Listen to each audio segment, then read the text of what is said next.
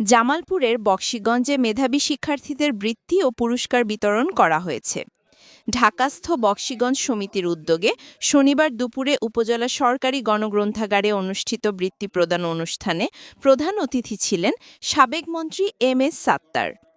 সভা সঞ্চালনা করেন ঢাকাস্থ বকশীগঞ্জ সমিতির সাংস্কৃতিক বিষয়ক সম্পাদক আশরাফুল ইসলাম বিকট। সভাপতিত্ব করেন সমিতির সভাপতি অধ্যাপক ডা. রেজাউল করিম।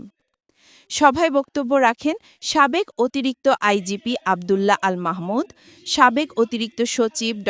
সিরাজুল ইসলাম, বকশীগঞ্জ থানার ওসি খন্দকার শাকির আহমেদ, সমিতির মহাসচিব আগা সাহিদ মিন্টু, সহসভাপতি হামিদুর রহমান তারেক ও আনোয়ার হোসাইন ফুয়াদ, যুগ্ম মহাসচিব গোলাম রাব্বানী, ঢাকাস্থ বকশীগঞ্জ যুব কল্যাণ সমিতির সভাপতি সাইফুল ইসলাম মাসুম এবং শিক্ষার্থী রাফি বিন জাকির ও সাদিয়া আক্তার।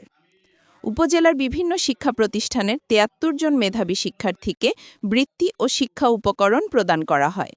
বক্তারা প্রতি বছর এই ধারাবাহিকতা বজায় রাখার আহ্বান জানান। এই ছিল ঢাকাস্থ বকশীগঞ্জ সমিতির উদ্যোগে মেধাবী শিক্ষার্থীদের বৃত্তি ও পুরস্কার বিতরণ অনুষ্ঠান সম্পর্কিত প্রতিবেদন। মনিরুজ্জামান লিমন, বকশীগঞ্জ জামালপুর প্রতিনিধি, নিউজ গ্রাম বাংলা।